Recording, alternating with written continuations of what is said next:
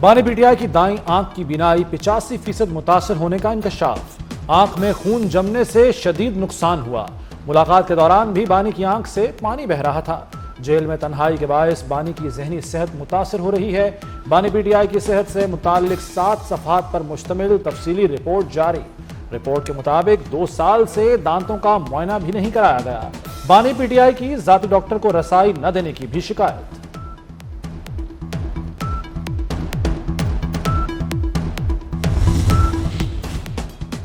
بانی P T I کو jail میں دستیاب سہولتوں کی تفصیل سامنے آ گئی۔ ناشتے میں کافی، دلیا اور کھجوریں دی جاتی ہیں۔ لنچ میں گوشت، مرغی، دالیں، چاٹ یا سنیکس ہیں۔ بانی رات کا کھانا نہیں کھاتے، پھل، دودھ اور کھجوروں کا استعمال کرتے ہیں۔ پینے کے لیے منرل واٹر دستیاب ہے۔ سنگل میٹرس، 4 تکیے اور 2 کمبل دستیاب ہیں۔ Mouthwash, air freshener, shaving kit بھی دستیاب ہے۔ واش روم میں گرم اور ٹھنڈے پانی کی سہولت ہے۔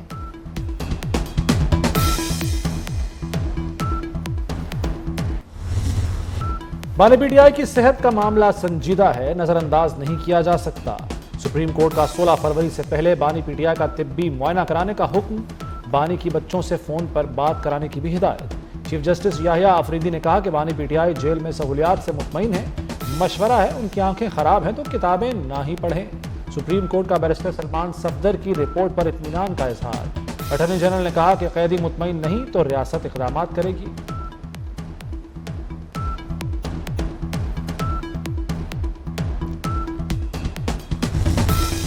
سینیٹ میں اپوزیشن لیڈر راجہ ناصر عباس بانی پی ٹی آئی کی صحت پر فکر مند۔ ایوان میں اظہار خیال کرتے ہوئے کہا، بانی کی صحت سے متعلق سارا ملک پریشان ہے۔ جیل سپرنٹینڈنٹ نے مجرمانہ غفلت کی، جس پر رانا ثناءاللہ نے جواب دیا، کسی کی صحت پر سیاست کرنے سے بڑا کوئی جرم نہیں۔ اپوزیشن لیڈر بانی پی ٹی آئی کی صحت پر سیاست نہ کریں۔ رانا ثناءاللہ کی تقریر پر اپوزیشن کا شور شرابہ۔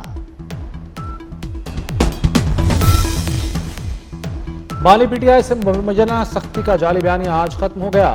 علیمہ خان اور دیگر فیملی ارکان جعلی بیانیہ پھیلا رہے تھے۔ وزیر اطلاعات عطا تارڑ کا رد عمل، کہتے ہیں بانی کے کھانے پینے اور رہن سہن کی تفصیلات نے تمام ابہام دور کر دیے۔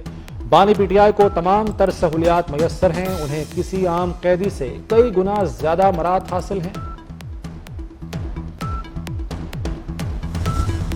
صدر آصف علی زرداری سے وزیر اعظم شہباز شریف کی ملاقات۔ سیاسی اور قومی امور پر مشاورت، معاشی اور سلامتی کی صورتحال پر تبادلہ خیال۔ غزہ امن بورڈ اجلاس میں پاکستان کے شرکت کے حوالے سے بھی بات ہوئی۔ ملاقات میں اسحاق ڈار، محسن نقوی اور اعظم نذیر تارڑ بھی موجود تھے۔ پیپلز پارٹی نون لیگ کی ورکنگ ریلیشن شپ کو بہتر بنانے، مشاورتی عمل جاری رکھنے پر اتفاق۔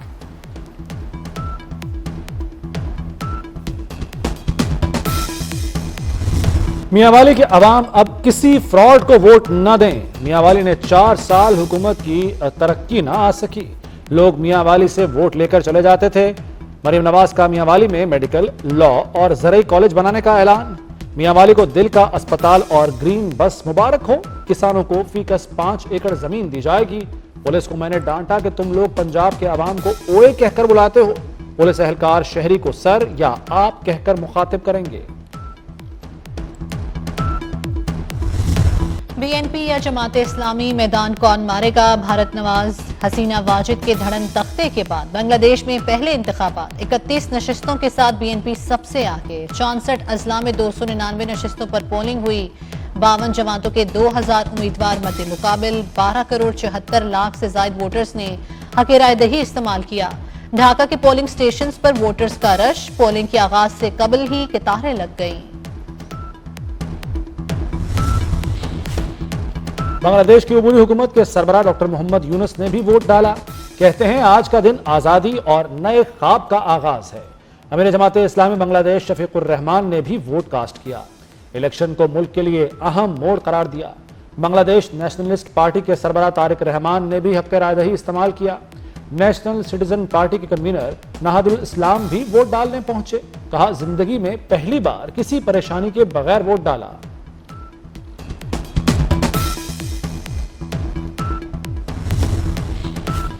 بنگلہ دیش میں انتخابات اور قومی ریفرینڈم ایک ساتھ، ووٹرز نے جولائی چارٹر پر بھی ووٹ دیا۔ سفید بیلٹ پیپر نمائندگی اور گلابی بیلٹ پیپر ریفرینڈم کے لیے مختص تھا۔ نتائج حق میں آئے تو بڑے پیمانے پر آئینی ترامیم متوقع۔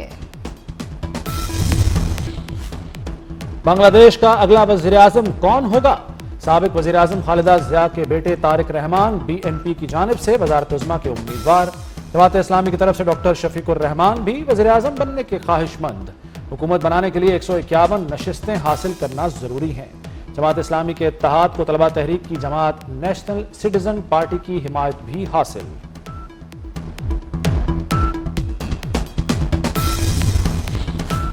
بنگلہ دیش میں انتخابات کے دوران دھاندلی اور تشدد کے واقعات، سوشل میڈیا پر درجنوں کلپس وائرل۔ ایک پولنگ سینٹر پر قبضے کی کوشش میں دستی بم کا دھماکہ کیا گیا۔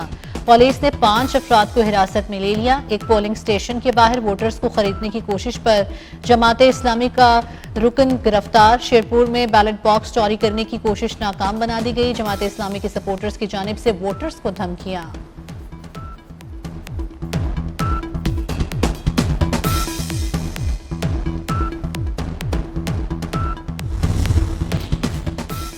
وزیر داخلہ محسن نقوی سے امریکی محکمہ خارجہ کے معاون وزیر جان مارک پومرشائم کی ملاقات۔ مائننگ، منرلز اور توانائی کے شعبوں میں سرمایہ کاری اور شراکت داری کو فروغ دینے پر اتفاق۔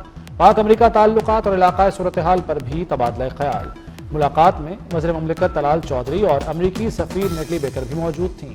محسن نقوی نے کہا کہ دہشت گردی کے خلاف جنگ میں عالمی تعاون ناگزیر ہے۔ امریکی معاون وزیر کی سانحہ ترلائی اور کوئٹہ دہشت گرد حملوں کی مذمت، متاثرین سے اظہار تعزیت۔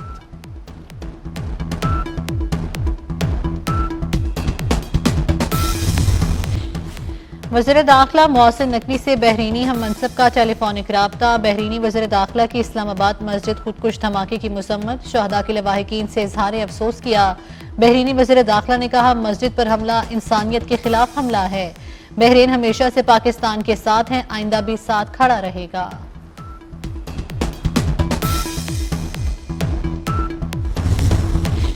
اویس لغاری کا قومی اسمبلی میں نیٹ میٹرنگ پالیسی کا دفاع۔ پالیسی کو عوام دوست پالیسی قرار دے دیا۔ کہا پورے ملک میں صرف 4,66,000 صارفین نیٹ میٹرنگ پر ہیں۔ صارفین اپنی انویسٹمنٹ پر ایک سال میں 50% منافع کما رہے ہیں۔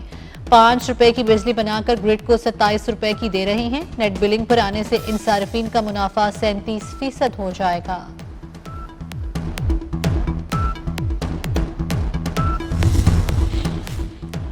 نیٹ میٹرنگ صارفین کو حکومت نے دھوکہ دیا ہے۔ پیپلز پارٹی کی قومی اسمبلی میں نیٹ میٹرنگ پالیسی پر شدید تنقید۔ شرمیلہ فاروقی نے کہا کہ وفاقی وزیر نے حکومتی نااہلی کا ملبہ صارفین پر ڈال دیا۔ یہ وہ صارفین ہیں جنہوں نے حکومت پر اعتماد کیا، کلین انرجی کو فروغ دیا۔ آج وفاقی وزیر کہہ رہے ہیں یہ صارفین باقی 3 کروڑ پر بوجھ ہیں۔ دنیا کو ماحولیاتی تبدیلی کے چیلنج کا سامنا ہے۔ سندھ سیلاب سے سب سے زیادہ متاثر ہوا۔ خطے میں لاکھوں خاندان ماحولیاتی تبدیلی سے متاثر ہیں۔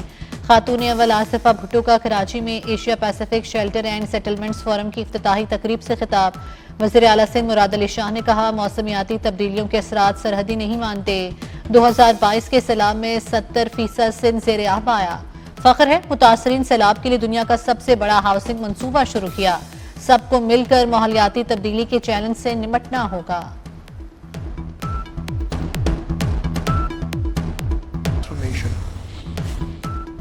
پنجاب میں کم عمری کی شادی ناقابل معافی جرم قرار، 7 سال قید اور 10 لاکھ روپے جرمانہ ہوگا۔ گورنر کے دستخط، پنجاب میں نیا قانون نافذ۔ 18 سال سے کم عمر کی شادی جرم سمجھا جائے گا۔ کھلونوں کی عمر میں شادی کا بندھن زیادتی تصور ہوگا۔ والدین اور نکاح خواہ بھی ہتھکڑیوں کی زد میں ہوں گے۔ غلط بیانی کرنے والوں کو کڑی سزا اور بھاری جرمانے کا سامنا کرنا پڑے گا۔ کم عمری کی شادی پر کرمنل ایکٹ کے تحت کارروائی کا آغاز۔ پاکستان میں پہلا سرکاری آٹزم سینٹر قائم۔ وزیر اعلیٰ پنجاب مریم نواز نے اسکول اور ریسورس سینٹر فار آٹزم کا افتتاح کر دیا۔ کہتی ہیں آٹزم سینٹر میں ایک ہی چھت تلے آٹسٹک بچوں کے علاج کی تمام سہولتیں موجود ہیں۔ ہر ضلع تک سہولتیں پہنچ جائیں گے۔ مریم نواز کا اسکول کے مختلف شعبوں کا دورہ بچوں کے ساتھ کھل مل گئیں۔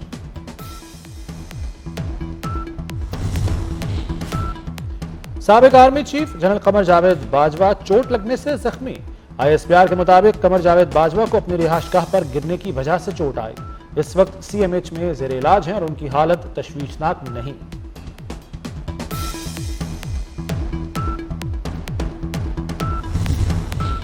امیر جماعت اسلامی حافظ تیمور رحمان نے کہا ہے کہ بلوچستان میں دہشت گرد حملے ہوتے ہیں، کراچی میں بلدیاتی الیکشن چرائے گئے، کراچی میں اکثریت اقلیت بن گئی، کراچی کی کوئی ذمہ داری نہیں لیتا۔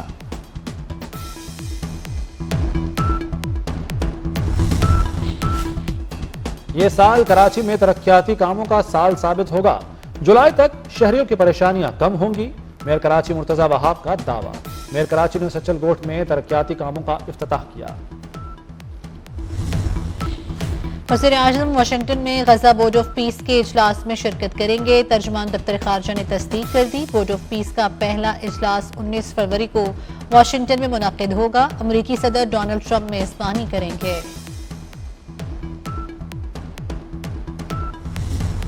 ایران سے مذاکرات پر امریکہ اور اسرائیل میں اختلافات، ٹرمپ اور نیتنیاہو کی ملاقات میں اتفاق رائے نہ ہو سکا، ملاقات اچھی رہی، ہماری دوستی قائم ہے لیکن کوئی حتمی فیصلہ نہ ہو سکا، امریکی صدر ڈونلڈ ٹرمپ کا سوشل میڈیا پر بیان۔ امریکی صدر نے کہا کہ ایران کے ساتھ بات چیت جاری رہنی چاہیے، مذاکرات ناکام ہوئے تب دیکھیں گے کیا کرنا ہے۔ اسرائیلی وزیر اعظم کا بورڈ آف پیس میں شمولیت کا باضابطہ اعلان۔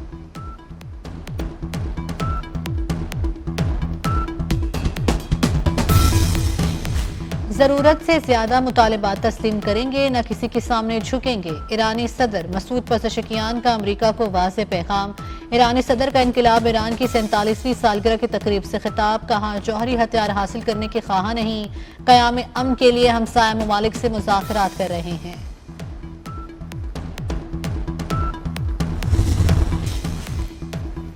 پنجاب کے نوجوان اب بنیں گے پالیسی ساز، 20 سال سے زائد عمر کے نوجوانوں کے لیے بڑا موقع، talk to C M portal کا انقلابی آغاز، وزیر اعلیٰ مریم نواز سے براہ راست رابطہ ہوگا، نوجوان براہ راست حکومت کو تجاویز دیں گے، آئیڈیاز کے لیے انٹرفیس تیار، سینئر وزیر مریم اورنگزیب کی بریفنگ۔ جو ڈی سی بسند کرانا چاہے کرا لے، محکمہ داخلہ نوٹیفیکیشن جاری کر سکتا ہے، لاہور کے ڈی سی نے سمری بھیجی، حکومت نے اجازت دے دی۔ جسٹس ملک اویس خالد کے بسند اجازت کیس میں ریمارک، اسپیشل سیکرٹری ٹو وزیر اعلیٰ سیف اللہ ہائی کورٹ پیش ہوئے، عدالت کا جواب پر عدم اعتماد کا اظہار۔ پاکستان کے خلائی پروگرام میں ایک اور اہم پیش رفت، اسپارکو نے ملک کا دوسرا مقامی سیٹلائٹ EO2 کامیابی سے لانچ کر دیا۔ سیٹلائٹ قدرتی آفات کی صورتحال کو جانچنے اور اسٹریٹجک منصوبہ بندی میں معاون ثابت ہوگا، وسائل کے انتظام کے لیے اہم ڈیٹا بھی فراہم کرے گا۔